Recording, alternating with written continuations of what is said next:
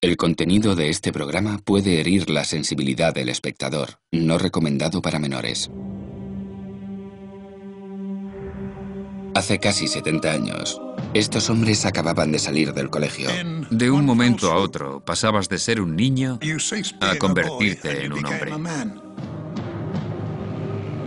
Eran demasiado jóvenes para participar en los momentos más negros de la historia, el último año de la Segunda Guerra Mundial. Ahora, a su avanzada edad, los pocos supervivientes que quedan se encuentran entre nosotros, escondidos a plena luz del día. Esta es la última oportunidad para escuchar de primera mano lo que sucedió realmente. Cuerpos de alemanes, de canadienses, de británicos. El olor. El hedor. Eso es la guerra. Eso es la guerra. Desde el desembarco en las playas el día D, hasta la lucha en la batalla de las Ardenas durante el frío invierno, nos revelarán los verdaderos horrores de la Alemania nazi. ¿Cómo puede un ser humano hacerle algo así a otro ser humano? ¿Cómo pueden hacerlo? Esta es su historia contada con sus palabras, no las que cuentan los generales y los historiadores. Después de tantos años, me sigue afectando muchísimo. Veremos dónde lucharon en las grabaciones originales. Utilizaremos bombas y armas reales para ilustrar aquello por lo que pasaron los veteranos, pero no quedó registrado.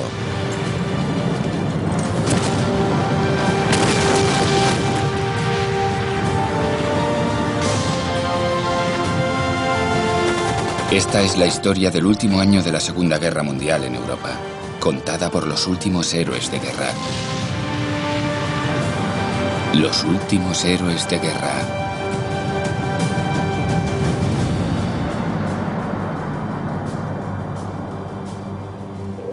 La retirada de Normandía. Caminabas cuando podías y cuando no podías gateabas. De pronto podías toparte con un pequeño grupo de alemanes o con una ametralladora o con un francotirador y tenías que agacharte.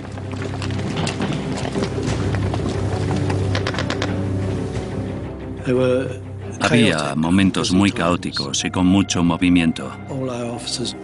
Todos los oficiales se reunieron para recibir órdenes. De pronto uno bus cayó justo en medio de todos ellos.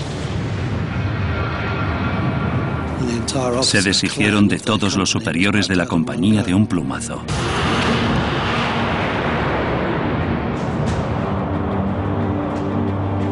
La invasión de Europa aceleraba su curso gracias a las tropas y a los tanques que se extendían a lo largo de Normandía para replegar la línea del frente alemán. Hasta ese momento, los aliados habían sobrevivido a las batallas en las playas el día D, a la lucha entre tanques por las ciudades francesas, a un bombardeo de Aria y a la batalla de Caen.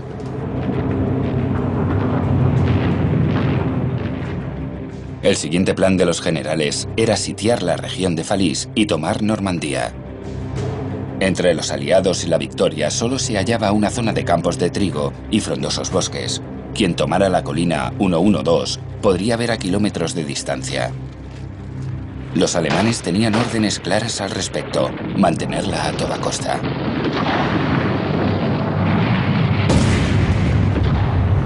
Sin un lugar donde esconderse. 10 de junio de 1944. Frank Welch había llegado a Francia 2 semanas después del día D. Este era su primer contacto con el campo de batalla. Supongo que era un joven inmaduro y que me habría aburrido muchísimo si no hubiera sido por la guerra. Frank tenía 18 años y trabajaba en un taller de autobuses. Ahora se ganaba la vida persiguiendo tanques alemanes con un cañón anticarro de 17 libras.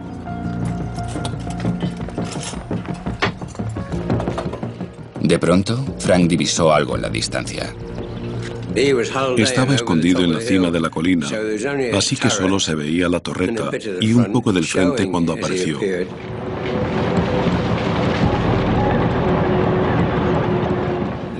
No sé a dónde fueron a parar los primeros disparos que lanzamos.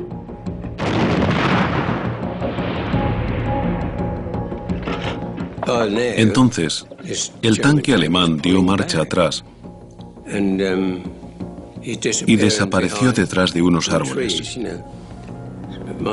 Mi número 3 empezó a disparar entre los árboles,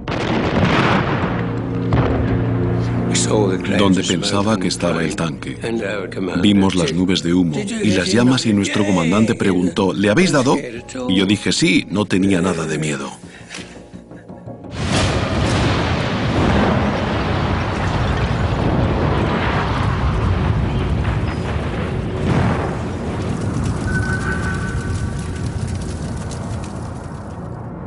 Frank no era consciente de que acababan de enfrentarse a una de las unidades alemanas más temidas de la Segunda Guerra Mundial, la 12ª División Panzer SS.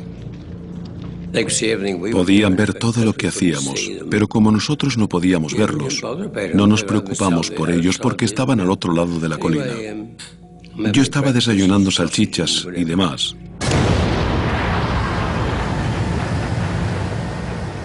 Y un proyectil cayó detrás de mí y me tiró al suelo.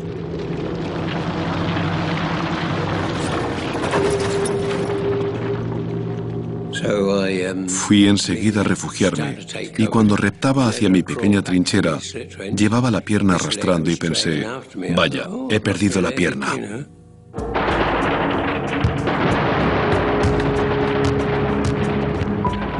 Entonces, el cielo se abrió.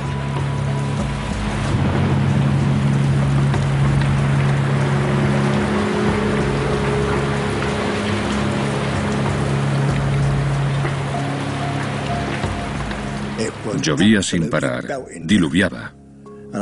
Eso nos dio un descanso de 5 minutos y nos tumbamos todos a dormir sobre la hierba, allí mismo, bajo la lluvia, de lo agotados que estábamos. Ted Roberts había sido expulsado del ejército 2 veces por mentir sobre su edad. Después de un mes en el frente, se encontraba en una de las batallas más duras de Normandía.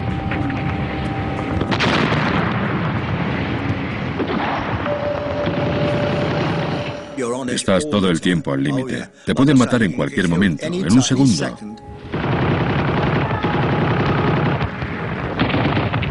Es así de simple.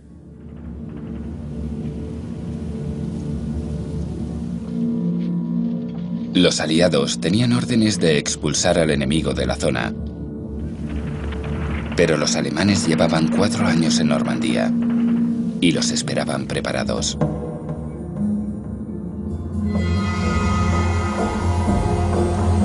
Los campos estaban llenos de alemanes.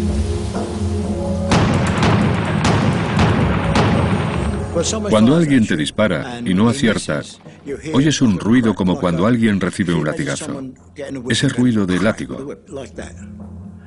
Pues cuando estaba corriendo, escuché 2 latigazos. Entonces supe que alguien me estaba disparando y me tiré al suelo durante un rato. Después me levanté y empecé a correr en zigzag.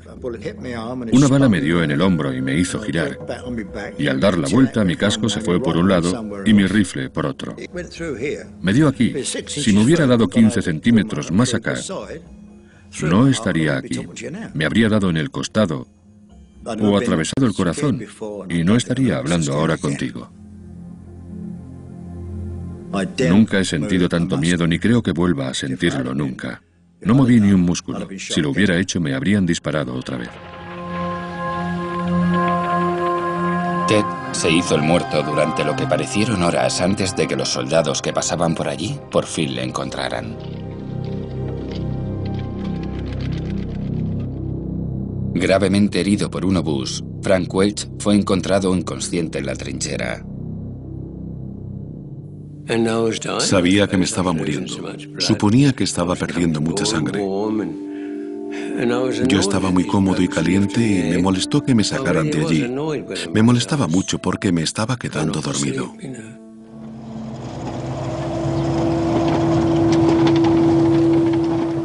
Nos subieron a su camión. Algunos iban en el suelo del camión. A mí me colocaron en el techo. Y estaba lloviendo muchísimo. El agua se acumulaba en mi camilla.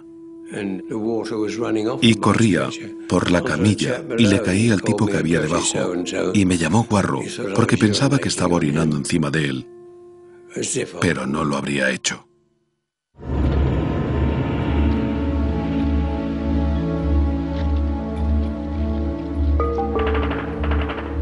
En 2 meses de batalla en Normandía, los aliados habían asegurado las playas, liberado Caen y sitiado la colina 112.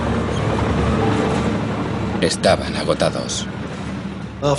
Cuando tomamos la colina 112 cesó la batalla. La división estaba muy aliviada y nos enviaron a un lugar cerca de Bayeux para descansar y divertirnos. Los soldados aprovechaban al máximo los pocos momentos que tenían libres.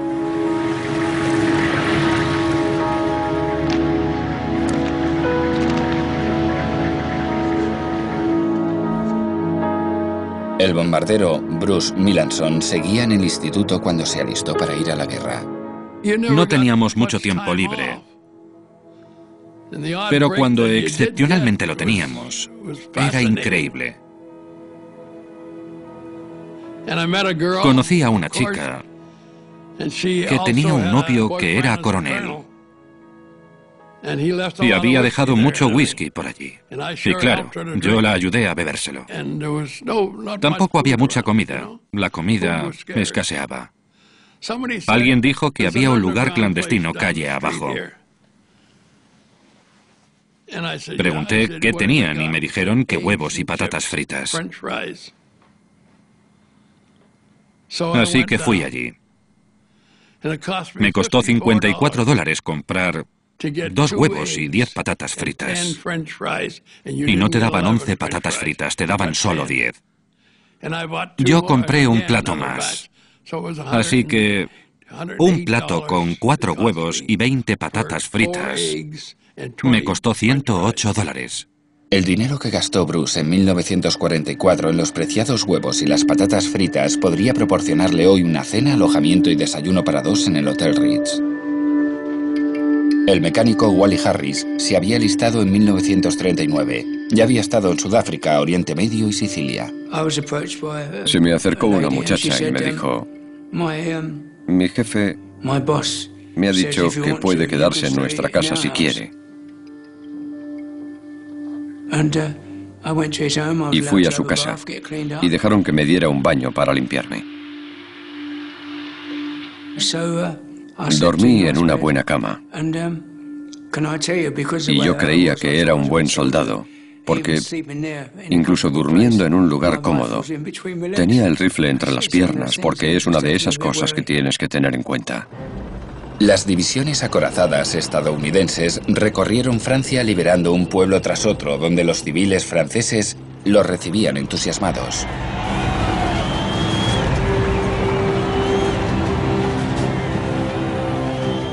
George McGuire recuerda perfectamente su sensación de alivio. Muchas veces éramos los primeros soldados aliados que veían. Y era increíble el efecto que causábamos en ellos. Llevaban 4 años en manos de los alemanes y por fin eran libres.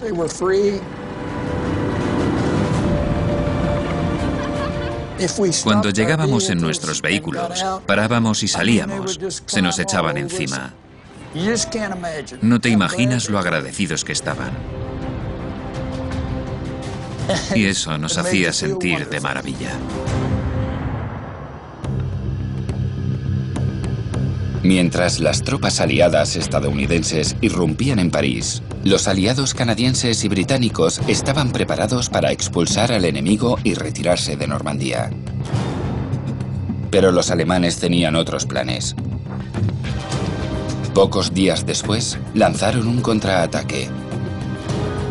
Enviaron refuerzos para obligar a los aliados a rendirse en lo que se conoce como la Bolsa de Falís. A los soldados se les terminó rápidamente el descanso que tanto estaban disfrutando.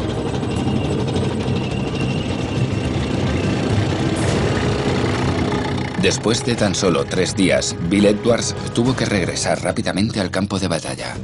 Después de nuestro descanso, fuimos trasladados a la bolsa de Falaise. Nuestra división era la encargada de presionar en una zona de la bolsa de Falaise. Fue una lucha sencilla, un movimiento bastante rápido.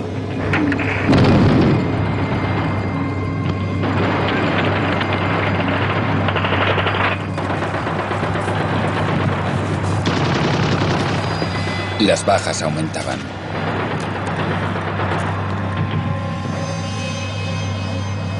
Después de llevar a los heridos de vuelta al puesto de primeros auxilios, Frank Rossier, un joven de 18 años que había sido aprendiz en una tienda, volvió solo a su unidad.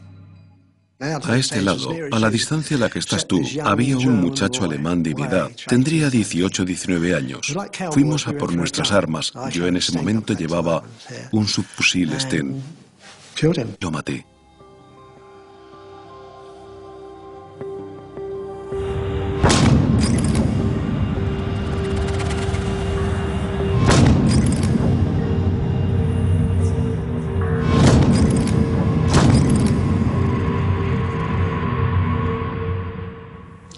Me senté en el suelo y me puse a llorar.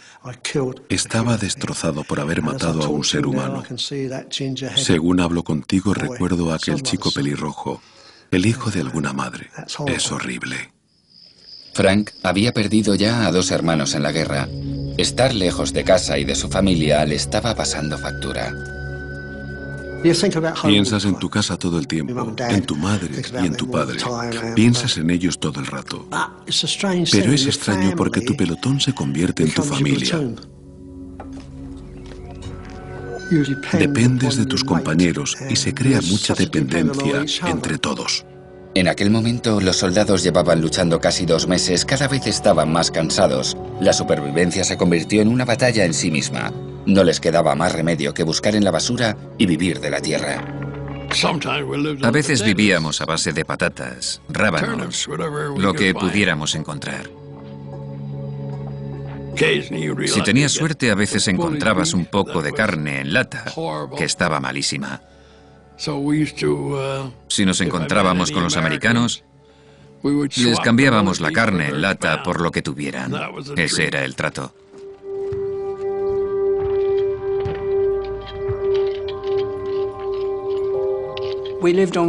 Vivíamos con las raciones que nos daban, que venían en cajas. Intentaban darnos una distinta cada día.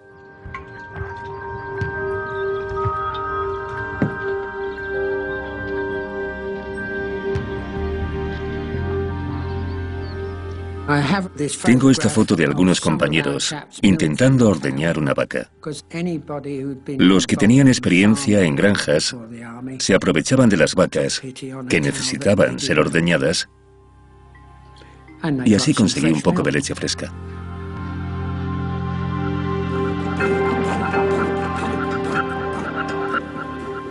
Encontramos una granja de pollos que estaba abandonada. Yo llené una chaqueta de batalla de huevos y cogimos 2 pollos y volvimos muy orgullosos al pelotón para decirles que podíamos montar una fiesta aquella noche. Un obús me atravesó la cara, me golpeó el cráneo y salió por aquí. Pero no me tiró al suelo. Me senté en el suelo, más preocupado por los huevos, porque me habían dado y la yema caía por mi blusa y caía por mis pantalones.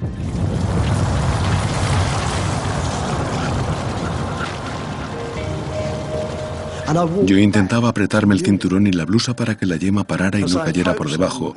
Caminé de vuelta hasta mi unidad y cuando los compañeros me vieron la cara, corrieron hacia mí.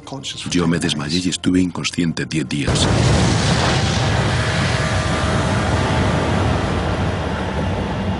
Las heridas de metralla eran una de las más comunes en el campo de batalla. A Frank, la metralla de un obús le costó el ojo derecho. Los trasladaron de vuelta a Inglaterra, a diferencia de sus hermanos que murieron en combate. Mi padre vino y miró hacia abajo a mi cama. Era un tipo grande, Medía 1,85 m. Era ex marino mercante y se quedó allí llorando y decía, por lo menos uno de mis chicos ha vuelto a casa.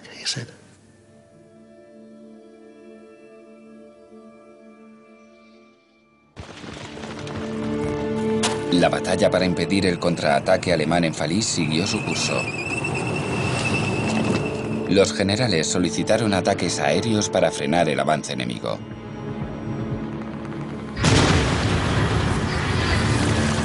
El día de los Typhoon, 7 de agosto de 1944. Los aliados enviaron escuadrones de cazas Typhoon equipados con ametralladoras, bombas y misiles. Uno de los pilotos era el canadiense de 21 años, John Thompson. Nuestro comandante utilizó un avión de reconocimiento meteorológico para ver si el tiempo era adecuado para lanzar los misiles del Typhoon.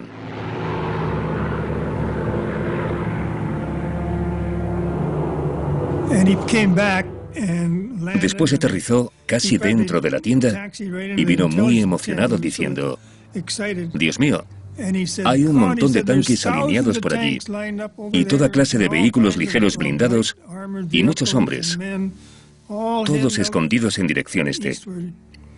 Va a ser un gran día para nosotros».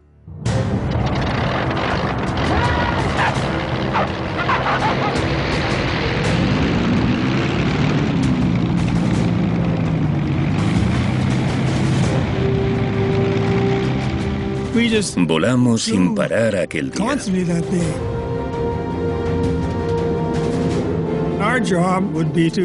Nuestra tarea consistía en bombardear los emplazamientos alemanes para suavizar las cosas y disminuir, si podíamos, el número de heridos para facilitar el avance. Nos daban unas coordenadas, así que nos dirigíamos a ese punto del mapa y las tropas de avance ponían allí bengalas de humo rojo para indicarnos el objetivo. Para los que estaban en tierra, aquello sonaba como un tren expreso pasando.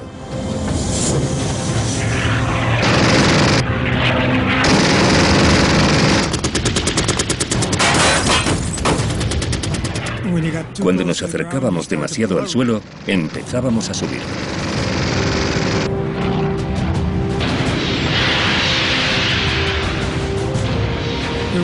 Había proyectiles antipersonales que explotaban al impactar.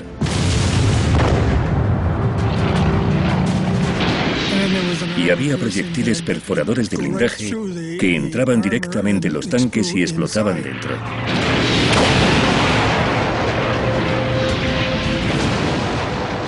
Algunos chicos iban diciendo, estoy apuntando a la torreta, estoy apuntando a las orugas. Pero yo era más precavido. Apuntaba al tanque.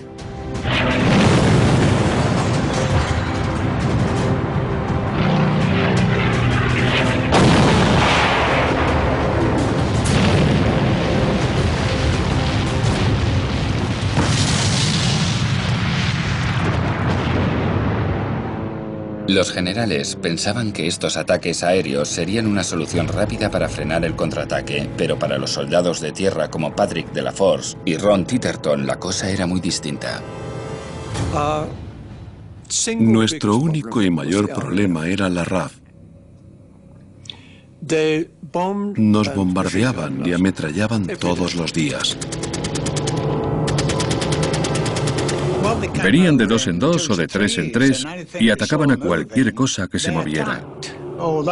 Aunque nuestro coche llevaba una gran estrella blanca y teníamos tanques Universal Carrier.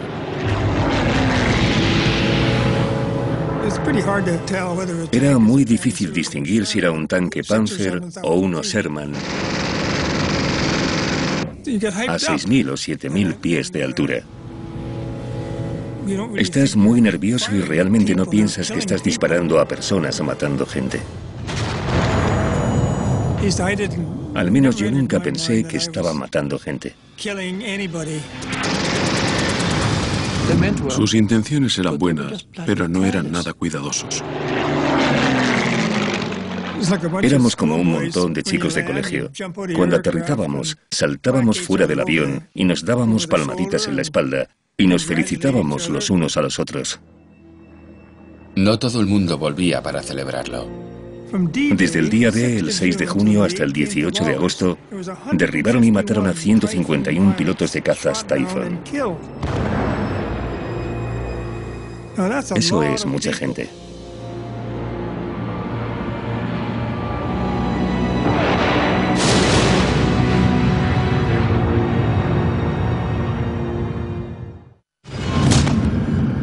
Lucha callejera. Faliss.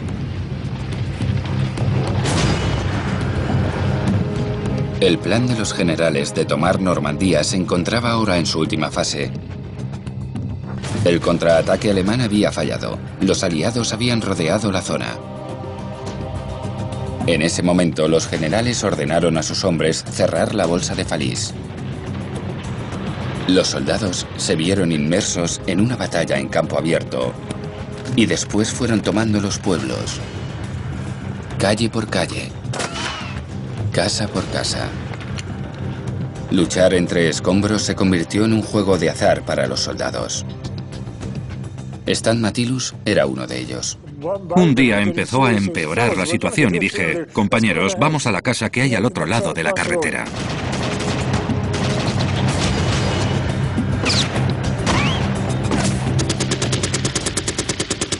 Así que fuimos 3 de nosotros. Nos metimos en la habitación más grande que encontramos.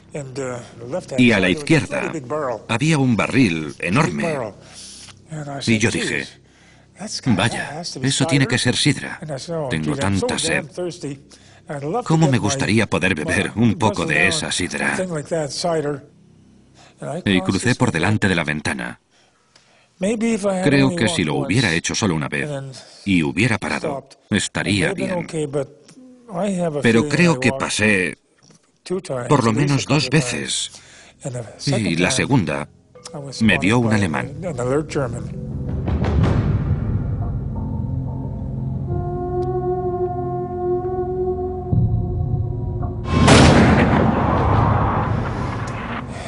Y todo lo que recuerdo es que todo me daba vueltas.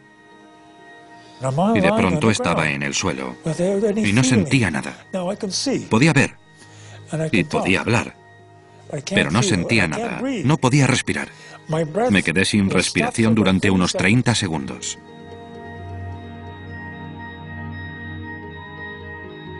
A Stan le habían alcanzado en el cuello. Pensaba en mi madre. Pensé, ¿cómo puedo hacerle esto? Va a llorar mucho. No me gustaba la idea de verla llorando desconsoladamente. Y ahí estaba yo. Eso fue antes de desvanecerme.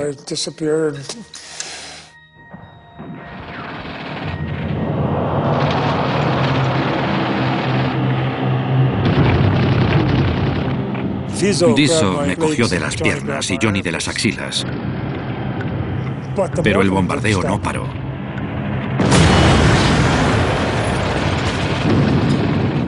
Y me soltó porque tuvo que tumbarse a mi lado hasta que una bomba explotó en algún lugar. Y pudieron moverse otra vez. Me movieron unos 20 metros y los bombarderos dispararon de nuevo. Vimos un camión militar y me llevaron hasta él. Y me subieron y salimos de allí. ¡Qué sensación de alivio!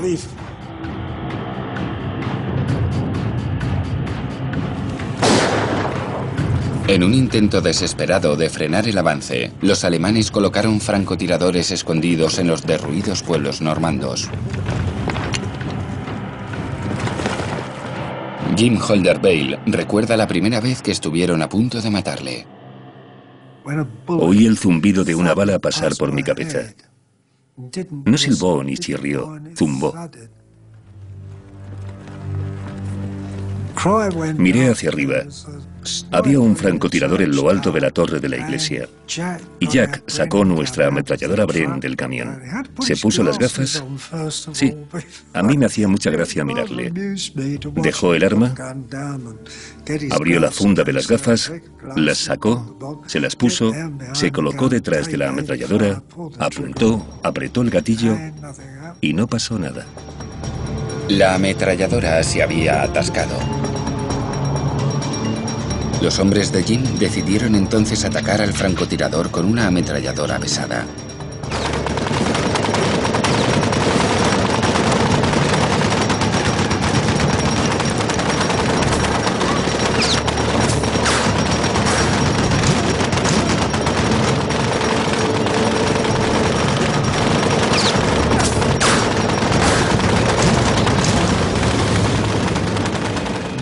Al final, un francotirador muy joven salió con las manos en alto y se lo llevaron.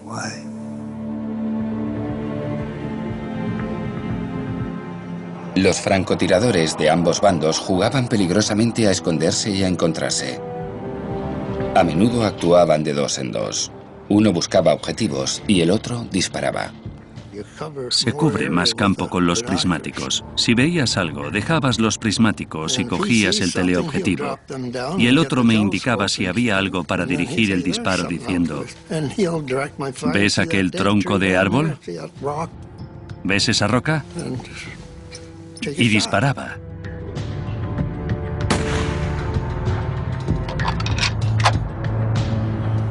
Tengo buena puntería. Era un muchacho joven e inocente, de los buenos. Queríamos escondernos todo lo posible. Siempre llevábamos chaquetas de camuflaje y redes de camuflaje.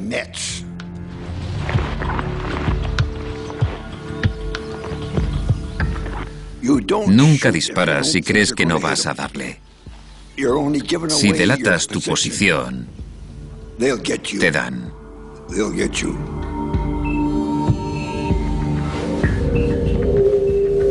Hay un indicador en el lateral del rifle para mover el visor a un lado o a otro, dependiendo de lo fuerte que sople el viento o lo que sea. Y tiene otro para subir o bajar el visor y así compensar la trayectoria. Tienes una línea horizontal y una línea vertical con un punto. Solo había que colocar el punto en el lugar al que querías disparar.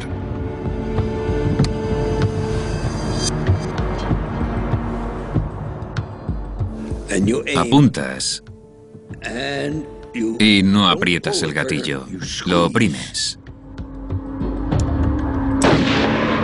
No se apunta a la cabeza de un hombre, se apunta al cuerpo. Si lo matas, lo matas. Y si lo hieres, mejor.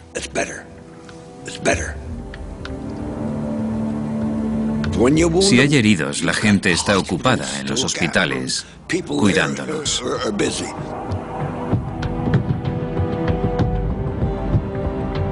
Escondiéndose día tras día y noche tras noche, los francotiradores como Jim desarrollaban una relación habitual con el enemigo.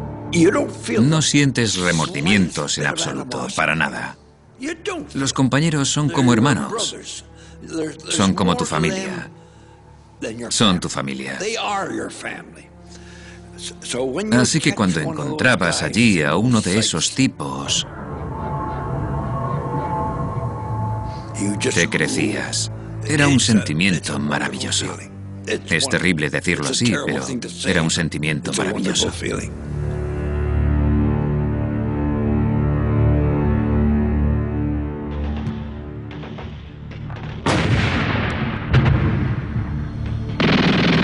Mientras los aliados continuaban cerrando la bolsa de Falice, los pocos alemanes que quedaban luchaban desesperadamente para permanecer en las tierras que llevaban ocupando 4 años.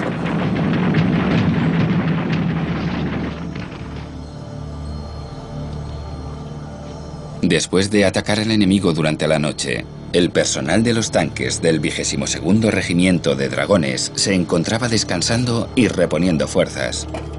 El recuerdo de ordeñar vacas en los campos franceses se alejaba en la mente del comandante Ian Hammerton y su tropa. Estaba amaneciendo y cuando empezó a haber más luz, vimos dos figuras acercándose a nosotros con rifles. Así que los desafiamos e inmediatamente se arrodillaron o se tumbaron o lo que fuera y empezaron a dispararnos. Así que les lanzamos un disparo con una Browning. Entonces vimos un rifle con un casco encima levantándose y le dijimos que se acercara. Era un chaval de las juventudes hitlerianas. Le habíamos dado en la rodilla, así que pensé que necesitaba atención médica y hablé con el doctor. Mandó a dos de sus hombres con una camilla y la pusieron al lado del chico. Era un chaval, tenía 15 años. Se agacharon para cogerle y colocarle la camilla. Llevaba un distintivo de Polonia. Pero él no quería ir con ellos. 999, decía. Le cogieron de todas formas. Lo subieron a la camilla y se lo llevaron. Siempre me he preguntado qué pasaría con él.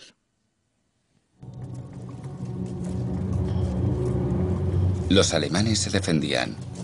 Los aliados avanzaban tomando pueblo por pueblo. Llegamos a un pueblo. Recuerdo que había un hombre mayor que gritaba: «Tommy, Tommy, come, come». El robusto Ron Tittertall, de 23 años, tenía la sensación de que debían tener cuidado. Aquel hombre nos llevó a su casa y nos hizo subir las escaleras.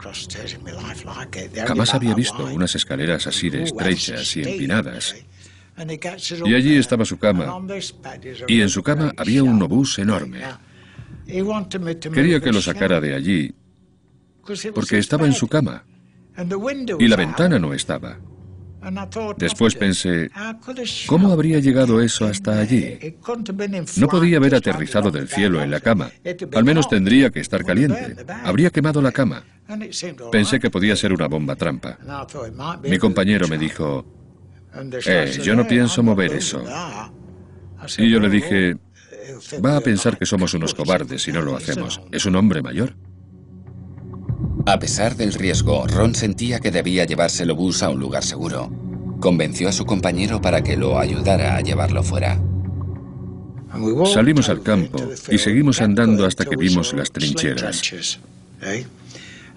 Yo sugerí que lo metiéramos en una de las trincheras.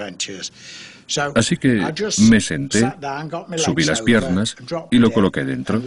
De pronto dije, ¿no oyes el tic-tac? Mi compañero contestó, sí. Y nos preguntamos si sería una bomba explosiva de acción retardada. Así que la dejamos allí y volvimos hablando y caminando hacia la carretera. Hubo una gran explosión.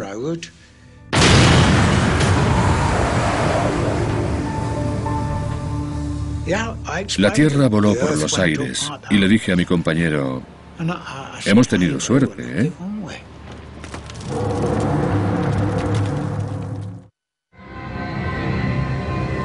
Secuelas.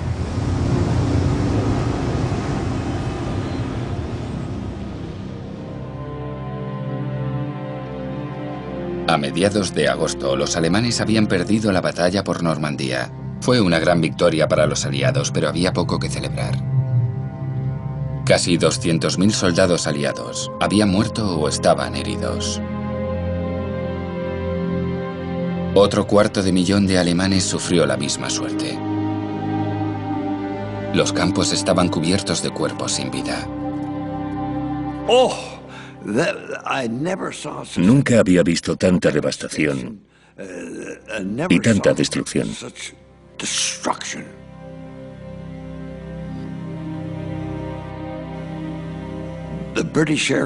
Las fuerzas aéreas británicas habían capturado un convoy alemán.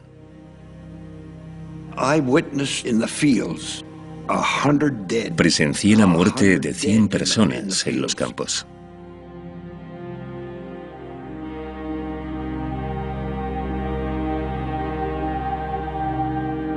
Falaise se convirtió en una de las peores escenas de toda la guerra. Había cuerpos destrozados por todas partes en las trincheras. Había decenas de caballos. Era una imagen espantosa.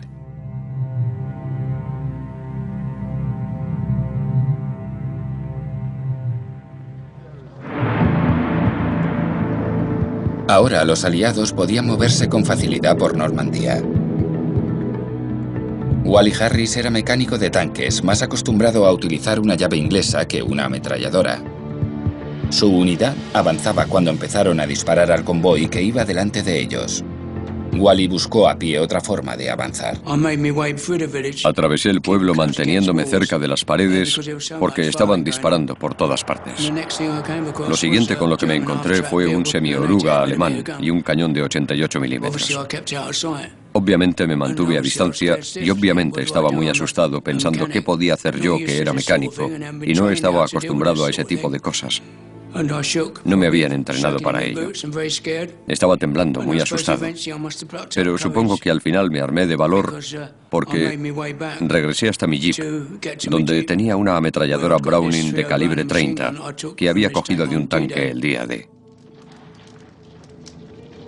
Armado con una Browning que había cogido en la playa, Wally y su cabo volvieron hacia los alemanes. Al final llegamos a un punto desde el que podíamos ver a los alemanes desde arriba, así que nos tumbamos en el suelo y empezamos a dispararles. Vimos a algunos caer y luego se dispersaron.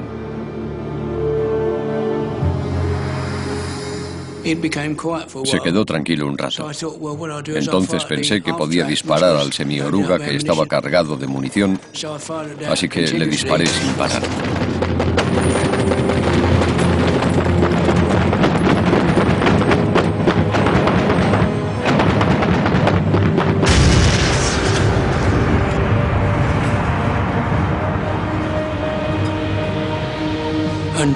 Y entonces explotó.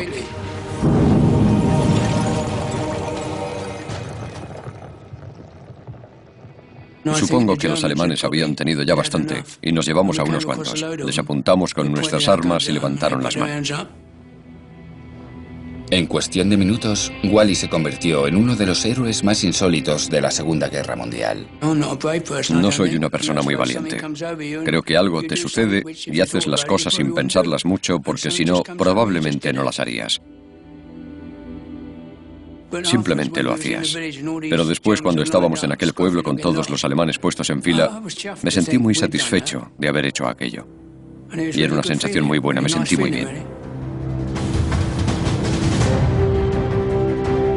Wally fue condecorado con una medalla militar al valor y acudió después a Bruselas a ayudar en la liberación.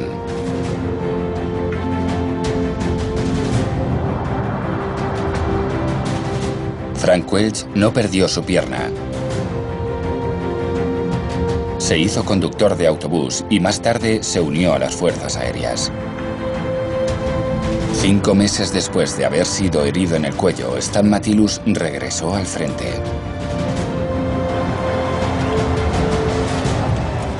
Los aliados liberaron París semanas antes de lo previsto.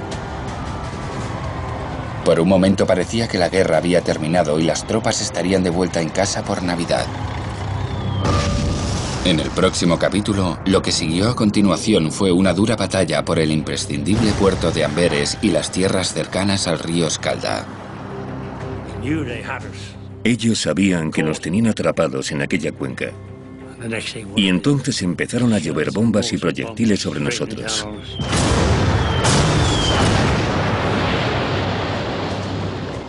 Se paga un precio. La batalla por el puerto de Amberes se volvería en contra de los aliados. Me sentí avergonzado por haber estado allí y haber defraudado a aquella gente. En mi opinión, nunca debería haber sucedido. Y por primera vez en la historia, los enemigos de Hitler se convertirían en víctimas de su arma suprema, el cohete V2.